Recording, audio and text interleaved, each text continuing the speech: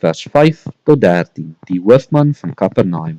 En nadat Jesus in Kapernaum ingegaan het, kom daar 'n hoofman oor 100 na hom toe en smeek hom en sê: Here, my knegt lê tuis verlam en hy ly ewige pyne. Daarop sê Jesus vir hom: Ek sal kom en hom gesond maak. En die hoofman oor 100 antwoord en sê: Here, ek is nie werd dat u onder my dak inkom nie, maar spreek net 'n woord en my knegt sal gesond word. Want ek is ook 'n man onder gesag en ek het soldate onder my.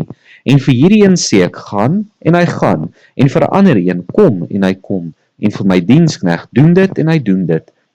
Toe Jesus dit hoor, het hy hom verwonder en aan sy volgelinge gesê: Voorwaar, ek sê vir julle, selfs in Israel het ek so groot geloof nie gevind nie. Maar ek sê vir julle, dat baie sal kom van ooste en weste en saam met Abraham en Isak en Jakob sal aansit in die koninkryk van die hemele. Maar die kinders van die koninkryk sal uitgedryf word in die buitenste duisternis. Daar sal geween wees en geknars van die tande.